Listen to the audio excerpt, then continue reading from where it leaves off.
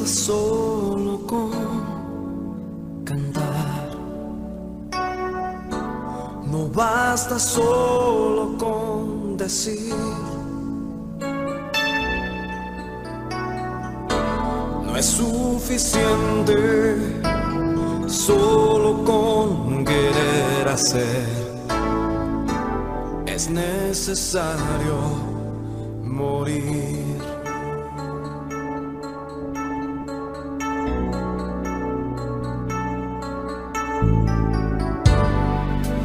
No basta solo con soñar,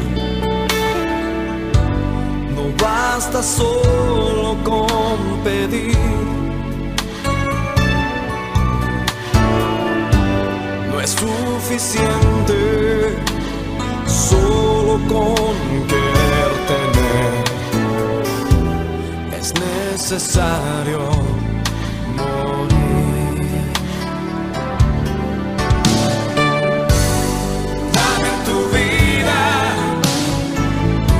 Esa clase de vida que sabe dar, dame tu vida. Yo quiero vivir solo para ti.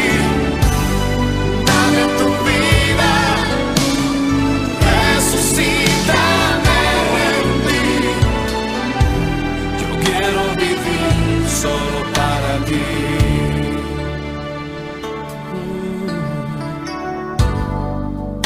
No basta solo con cantar, no basta solo con decir, no es suficiente solo con querer hacer, es necesario morir.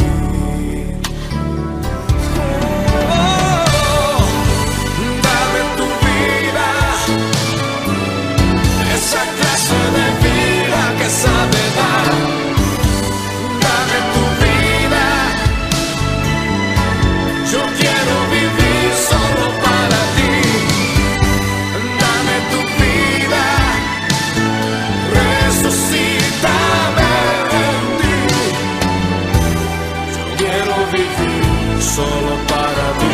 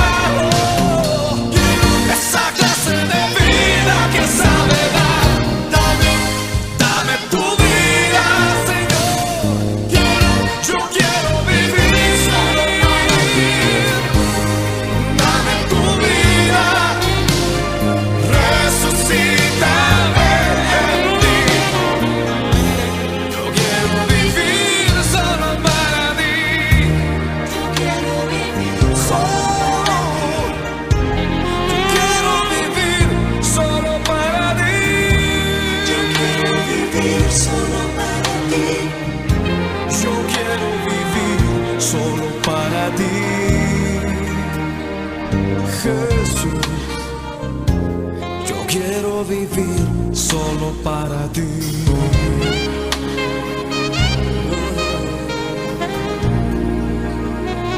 Jesús.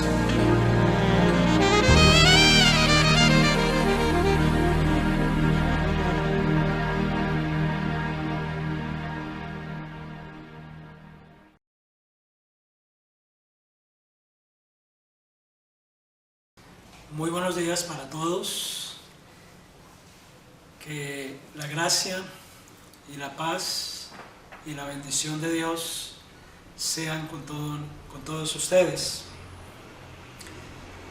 Así como Dios ha estado hablando al mundo en medio de esta crisis y llamándola a un arrepentimiento, no hay duda que también hay un llamado de parte de Dios para su iglesia, y un llamado que también implica arrepentimiento. Vamos a orar.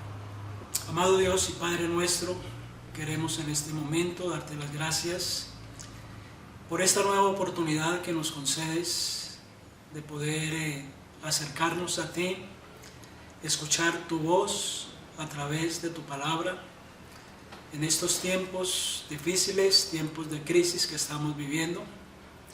Y gracias por el mensaje que tú tienes para nosotros, mensaje de amor, mensaje de misericordia, pero también mensaje de exhortación. Queremos en este momento implorar la bendición tuya, que el Espíritu Santo sea ministrando a cada corazón, hablando a cada uno de nosotros de acuerdo a nuestra necesidad. Es nuestra oración en el precioso nombre del Señor Jesús. Amén.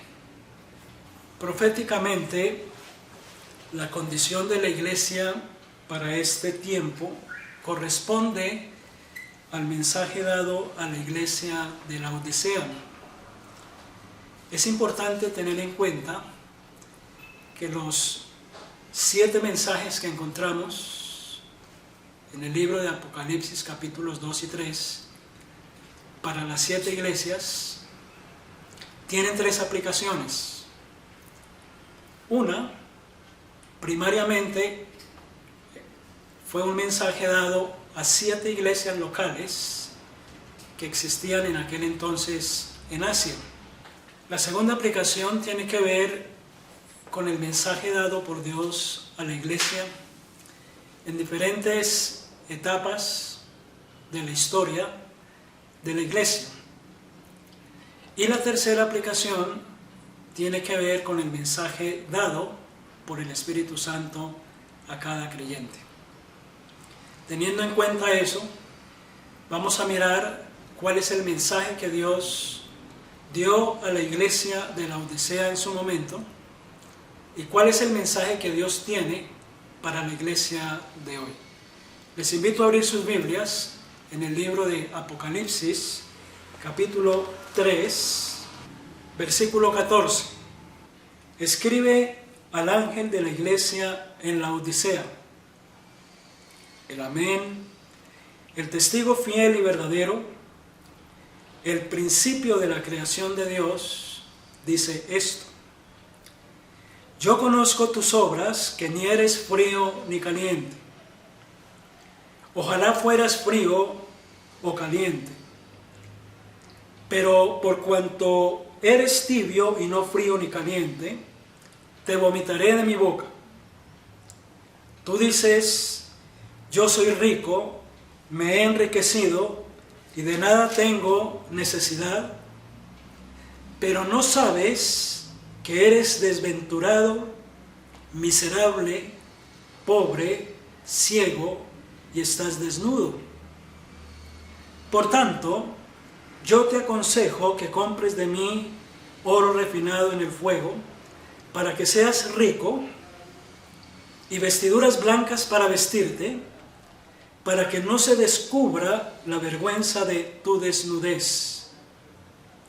Y unge tus ojos con colirio para que veas. Yo reprendo y castigo a todos los que amo. Sé pues celoso y arrepiéntete. Yo estoy a la puerta y llamo. Si alguno oye mi voz y abre la puerta, entraré a él y cenaré con él y él conmigo. Al vencedor le concederé que se siente conmigo en mi trono, así como yo he vencido y me he sentado con mi Padre en su trono. El que tiene oído, oiga lo que el Espíritu dice a las iglesias. El autor de la carta es el mismo Señor. Y él se define, versículo 14, como el Amén, el testigo fiel y verdadero, el principio de la creación de Dios. Pero quiero que pensemos un poquito en el término el testigo fiel y verdadero. Un testigo es una persona que atestigua sobre cosas que sabe y sobre cosas que ha visto.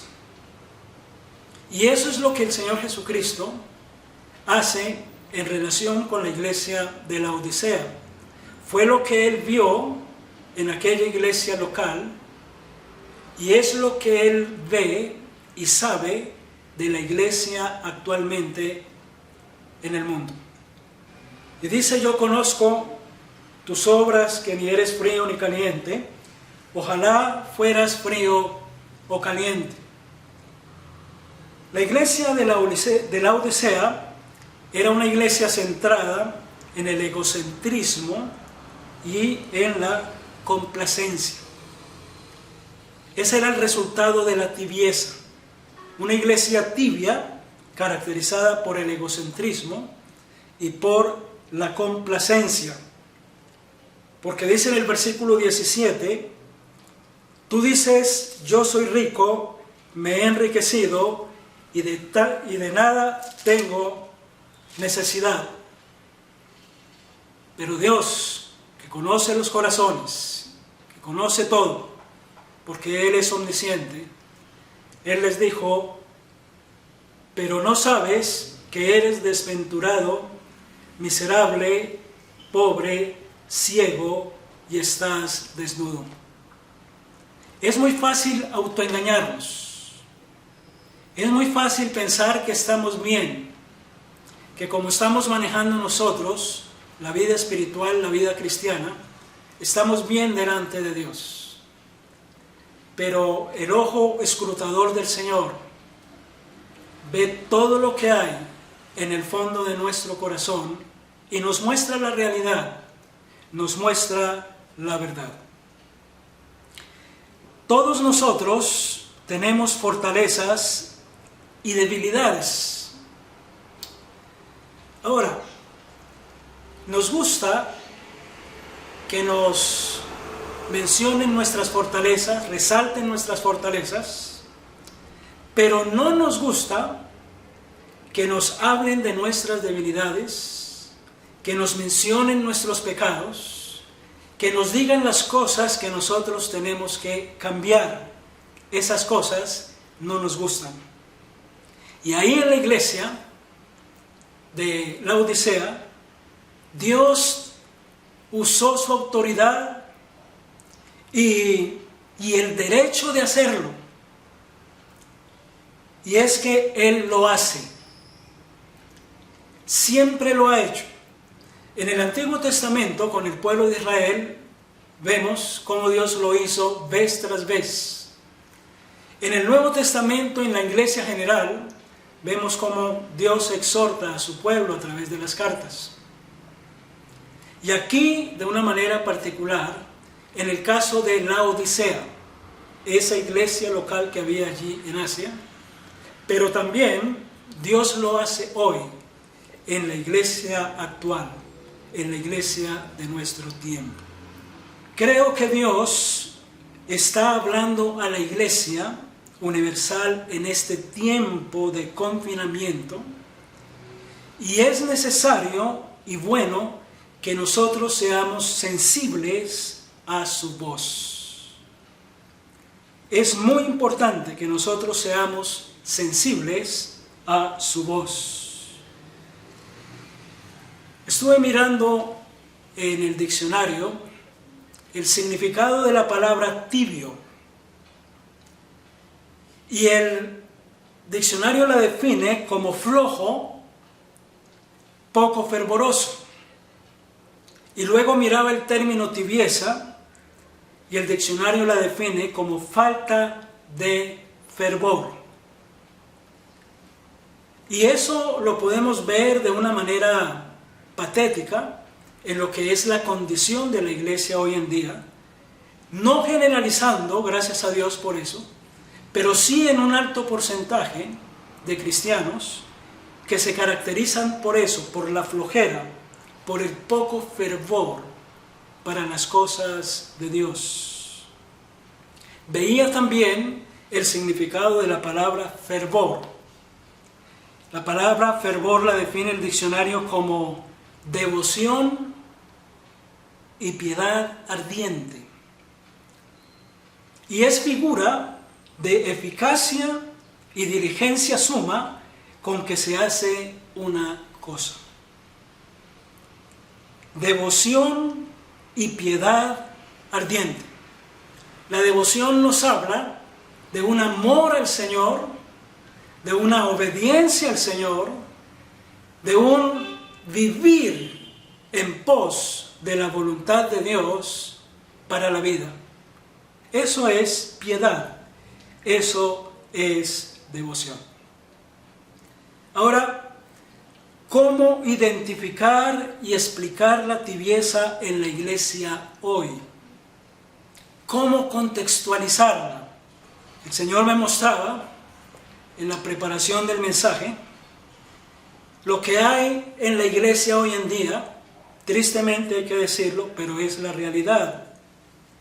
Hay mucho orgullo, egoísmo, ingratitud, avaricia, hipocresía, pereza, indiferencia, negligencia, malos testimonios y mucha religiosidad.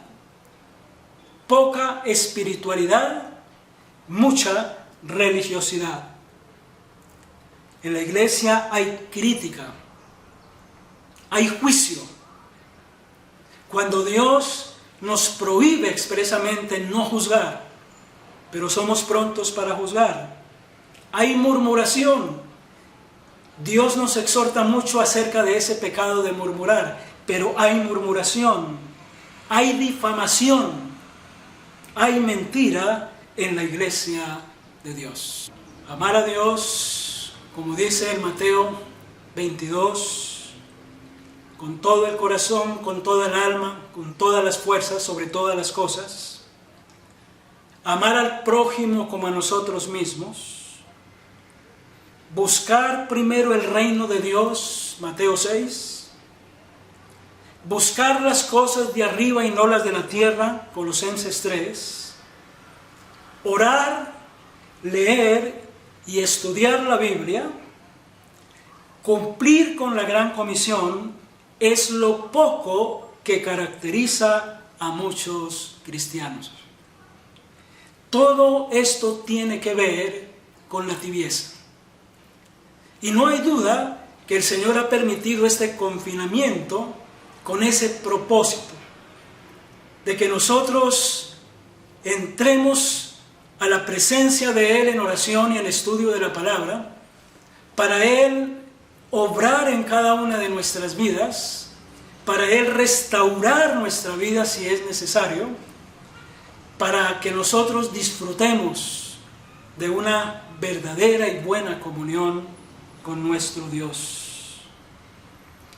Es importante tener en cuenta que toda iglesia cristiana está conformada, uno, por cristianos verdaderos, que son algunos espirituales y otros carnales.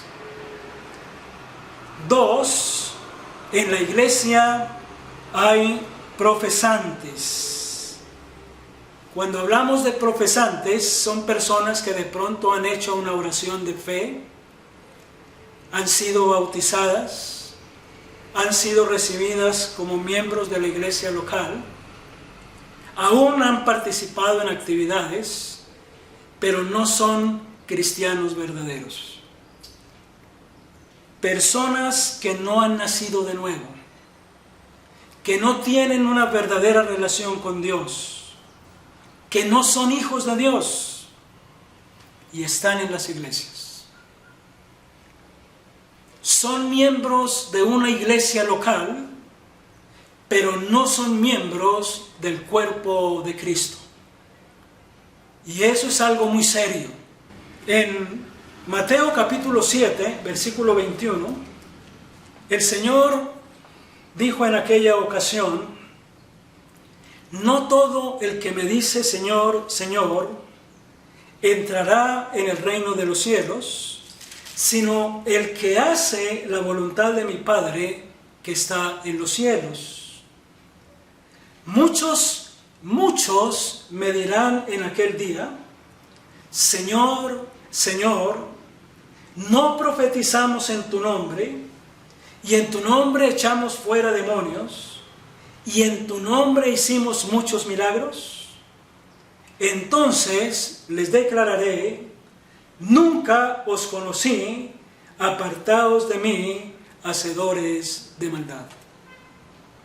Estamos ante ese riesgo, estamos ante ese peligro de tener personas que, engañadas a sí mismas, piensan que son hijos de Dios y no lo son, que son cristianos y no lo son.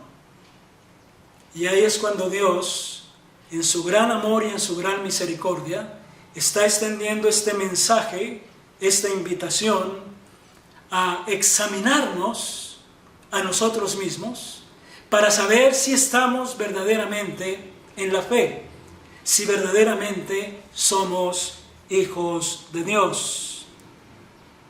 Lo más peligroso y trágico de lo que estamos viendo acá en la carta a la Odisea es que el Señor dice: te vomitaré de mi boca, y he aquí yo estoy a la puerta y llamo. Si alguno oye mi voz y abre la puerta, entraré a él y cenaré con él y él conmigo. Está haciendo referencia a profesantes y no cristianos. Y esto nos debe llevar a que debemos examinarnos a nosotros mismos. En la segunda carta del apóstol Pablo a los Corintios, en el capítulo 12, versículo 20,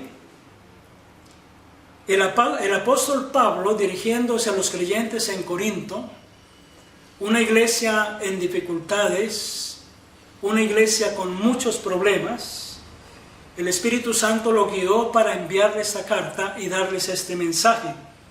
Y Pablo en el versículo 20 del capítulo 12 dice: pues me temo que cuando llegue no os halle tales como quiero, y yo sea hallado por vosotros cual no queréis.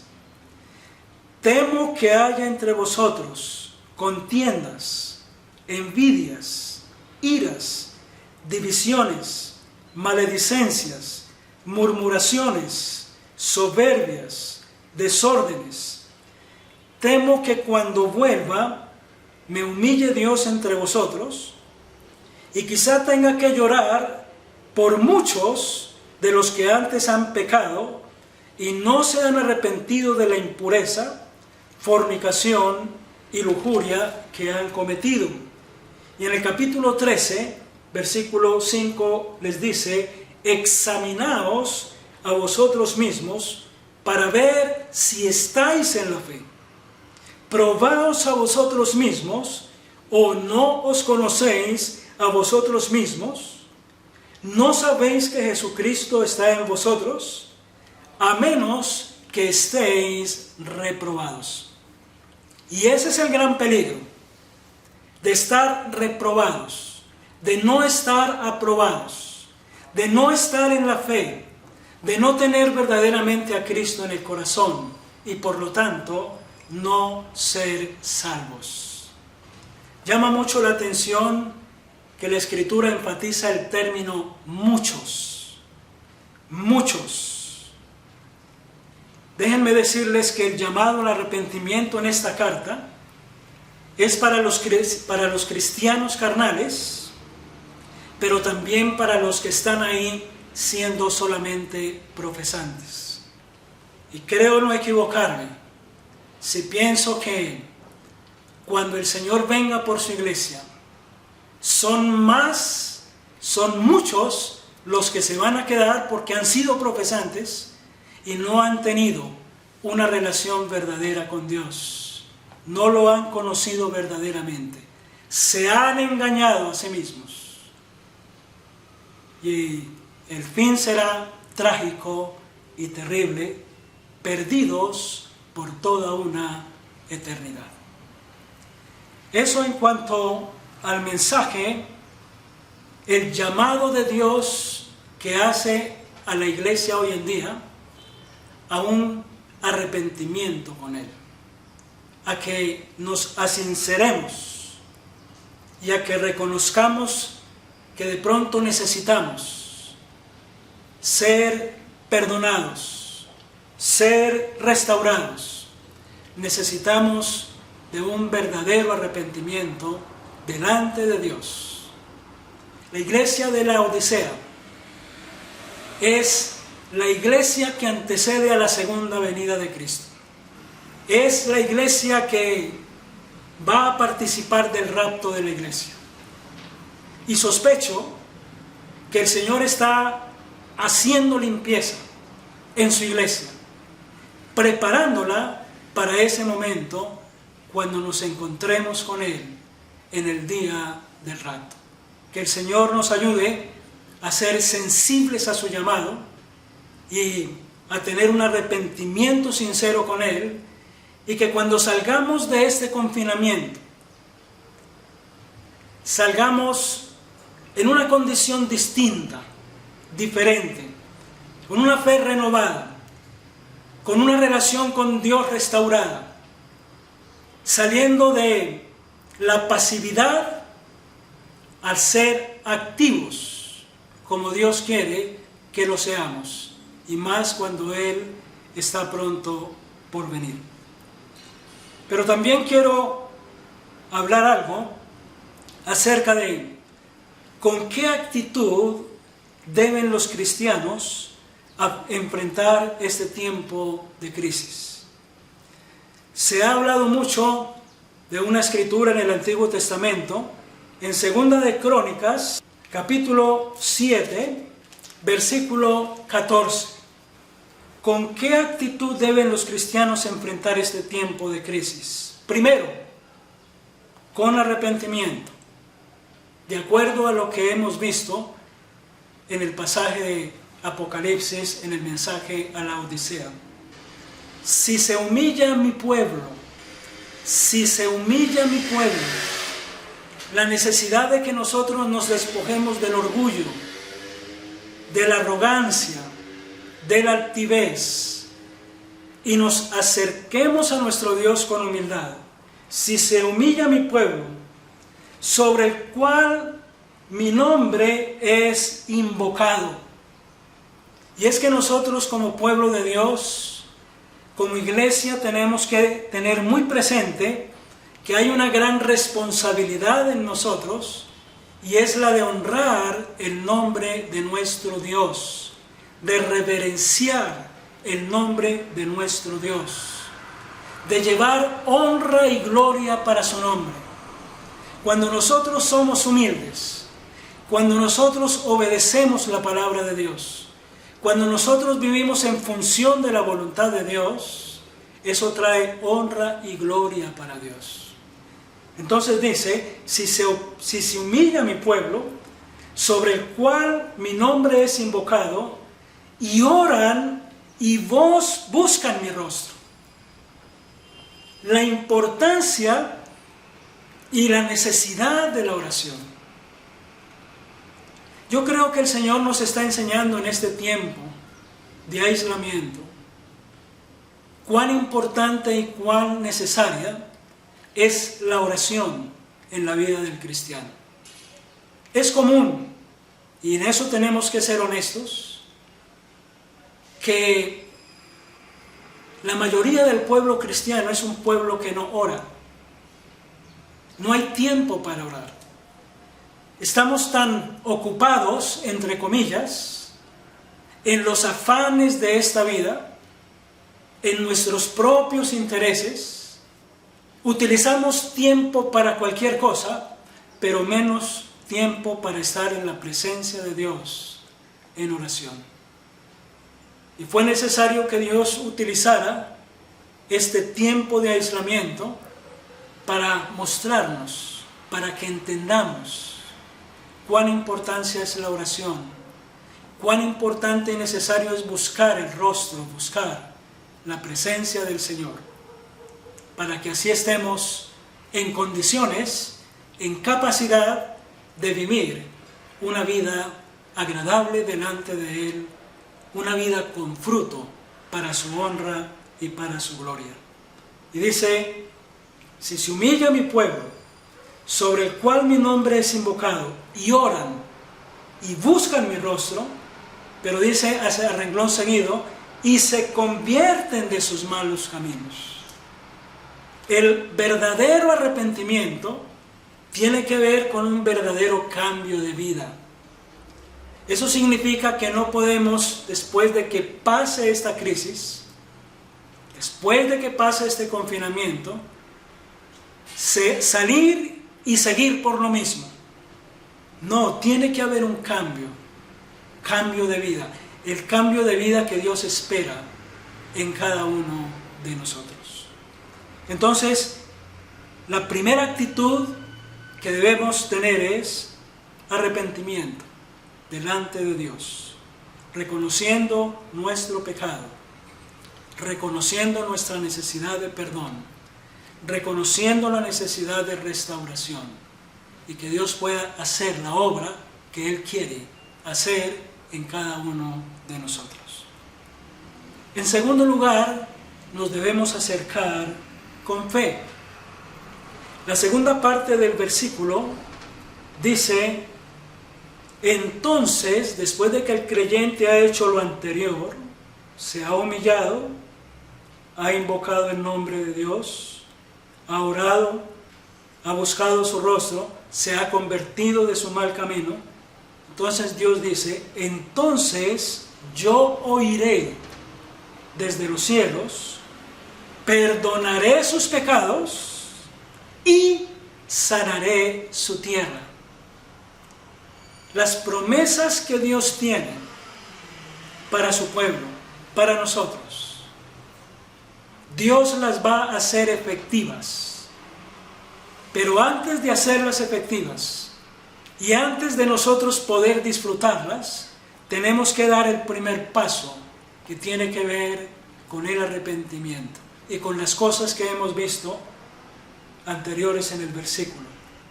La reacción natural es buscar y reclamar la protección y el consuelo de Dios, a veces sin tener en cuenta cómo está nuestra relación con Él.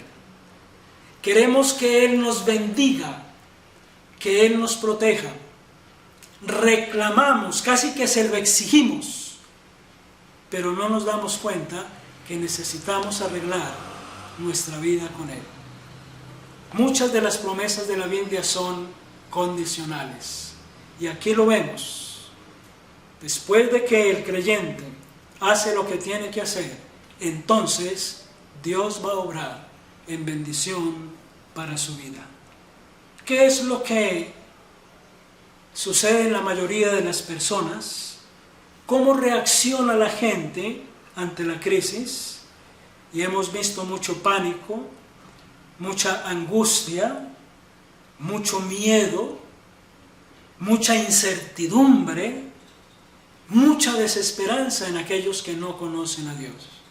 Nosotros como cristianos no podemos reaccionar de esa manera. Tenemos que hacerlo con fe. Hay muchas escrituras. Me he dado cuenta que se han dado muchos estudios sobre pasajes sobre el Salmo 91, sobre el Salmo 46, sobre el Salmo 34, sobre tantas escrituras donde Dios promete bendición para su pueblo, donde Dios promete protección para su pueblo. Y es bueno que tengamos en cuenta eso, pero no olvidarnos que es necesario que nosotros estemos en una buena relación con Dios, bajo la sombra del Omnipotente. Dos escrituras más para finalizar. En el libro de Isaías, capítulo 26, versículo 3, escribió Isaías de Dios: tú guardarás en completa paz a aquel cuyo pensamiento en ti persevera, porque en ti ha confiado. Tú guardarás en completa paz. ¡Qué bendición! En medio de la crisis, en medio de la convulsión, en medio de todo lo que estamos viviendo, uno poder disfrutar de una verdadera paz. Pero esa paz es el resultado de una comunión buena con Dios. Tú guardarás en completa paz a aquel cuyo pensamiento en ti persevera, porque en ti ha confiado. Confiad en Jehová perpetuamente, porque en Jehová el Señor está la fortaleza de los siglos. Qué precioso pasaje. Y un último pasaje está en Hebreos capítulo 13, versículo 5. Dice: sean vuestras costumbres sin avaricia, contentos con lo que tenéis ahora, pues Él dijo: no te desampararé, ni te dejaré. Así que podemos decir confiadamente: el Señor es mi ayudador. Y como les decía ahora, son muchas las escrituras a las cuales podemos acudir para encontrar la bendición de Dios, la protección de Dios. Pero no olvidemos, para disfrutar de esas bendiciones, de esa protección, es necesario que estemos en una buena relación con Dios, en una buena comunión con Él. Que el Señor nos ayude, que el Señor permita que seamos sensibles a su voz y que Él sea propicio a nosotros. Padre, queremos en este momento darte las gracias por tu palabra preciosa, por lo que aprendemos a través de ella, por este mensaje que tú tienes para la iglesia en este tiempo de crisis, pero no solamente tiempo de crisis, sino los últimos tiempos que estamos viviendo, sabiendo que la venida del Señor Jesucristo está cerca, sabiendo que el rapto de la iglesia está a las puertas, y podemos ver la manifestación de tu amor, cómo tú has permitido todo esto y nos has recogido en un confinamiento con el propósito de hablar a nuestras vidas, de trabajar en nuestras vidas, de hacer que nosotros estemos listos, estemos preparados para el próximo evento que creemos que está por suceder, que es el arrebatamiento de la iglesia. Y lo vemos, Señor, como tú quieres que nosotros estemos listos, estemos preparados para cuando Él se manifieste. Te alabamos y te damos las gracias y nos colocamos delante de ti el resto de este día, de esta semana, y te damos las gracias por todo en el precioso nombre del Señor Jesús. Amén.